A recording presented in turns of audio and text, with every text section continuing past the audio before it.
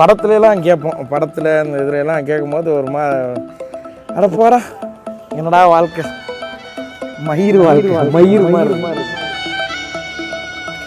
கல் தோன்றி மண் தோன்றா காலத்து முன் தோன்றிய மூத்தக்குடி தமிழுக்கும் தமிழர்களுக்கும் ஏற்பன தனி ஒரு மனிதனா பல பாடுகள், பல ஏமாற்றங்கள், பல தோல்விகள் கடந்து இன்னைக்கு தனக்குன்னு ஒரு சாம்ராஜ்யத்தை உருவாக்கி அதில் முடிசூடா மன்னனா வாழ்ந்து வரும் ஒரு யூடியூபர், ஒரு விளாகர். அவரை பற்றி தான் இந்த வீடியோ. இந்த வீடியோவிலேயே என்னோட ஒரு ரிக்வெஸ்ட்டும் நான் வைக்கிறேன். விஜய் சித்து அண்ணா, இந்த வீடியோவை நீங்கள் பார்க்குறீங்கன்னா எனக்கு கமெண்டில் மெசேஜ் பண்ணுங்கள். உங்கள் வீடியோவை பார்த்து தான் நான் ஹாப்பியானேன். அதே டைம் யூடியூப் சேனல் ஓப்பன் பண்ணினேன்.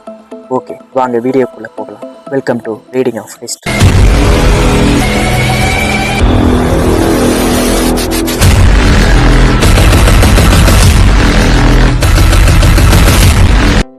எத்தனையோ ஜாம்பவான்கள் இந்த உலகத்தில் இருக்காங்க, நமக்கு தெரிஞ்சும் நமக்கு தெரியாமலே. அதே போல தான் இந்த விஜய் சித்துங்கிற ஜாம்பவானும் நமக்கு தெரியப்படுத்தினது யூடியூப்புங்கிற சோசியல் மீடியா தான். ஃபன் பண்ணுறோம்ல ஆரம்பித்து விஜய் சித்து விளாக் வரைக்கும் ஒரே மாதிரியான பேச்சு, ஒரே மாதிரியான சிந்தனை கொண்டவர் தான் அண்ணன் விஜய் சித்து. தன்னோட இயல்பான குணம், அதே போல கோபம் வந்தா அப்பவே வெளிப்படையா கெட்ட வார்த்தையிலும் அடிக்கிறதுனாலையும் திட்டுறதுனாலையும் வெளிக்காட்டிடுவார். அடுத்தவங்க என்ன சொல்றாங்க, மற்றவங்க என்ன நினைப்பாங்கன்னு எல்லாம் யோசிக்க மாட்டாரு. கான்செப்ட் இருக்கும், ஆனா ஸ்கிரிப்ட் இருக்காது. வீட்டில் வெளியில எப்படி ஒரு ஃப்ரெண்டு கூட பேசுகிறோமோ அதே மாதிரி தான் எல்லா வீடியோவும் இருக்கும். எல்லா மக்களோட லைஃப்லையும் இவங்க வீடியோ வந்து கனெக்ட் ஆகிக்கிட்டு தான் இருக்கு. ஒரு வருஷத்துக்குள்ள 1 மில்லியன் சப்ஸ்கிரைபர் ரீச் பண்ணாரு. அதே டைமு சும்மா இருக்கல, அந்த மக்களுக்கே அவரோட நன்றியை வெளிப்படுத்தின விதமாக கூப்பிட்டு சாப்பாடுங்கிற பேரில் ஒரு விருந்து கலாச்சாரத்தையே உருவாக்கி விட்டுட்டாரு. அடுத்தவங்க கண்கலங்கி பேசும்போது தானும் கண்கலங்கி நிற்கிற அந்த தருணத்தில் சொல்லும் அவரும் அதெல்லாம் கடந்து வந்தவர். இந்த உலகத்தில் அவரோட அடையாளத்தை பதிச்சிட்டாருன்னு தான் சொல்லும். சித்துன்னு இருந்தவர் விஜய் சித்து ஆனார், விஜய் சித்துன்னு இருந்தவர் விஜய் சித்து அண்ணா ஆனார். இப்போ ஆக்டர் விஜய் சித்து ஆயிட்டாரு. எல்லா மக்கள் சார்பாக சொல்லணும்னா அவரை ஏன் பிடிச்சதுன்னு தெரியாது, ஆனால் எல்லா மக்களுக்கும் அவரை பிடிச்சிருக்கு. ரொம்ப கவலையாக இருந்தால் அவரோட வீடியோவை பார்த்தா போதும், கவலையை மறந்து கொஞ்சம் கடந்து போகலாம்.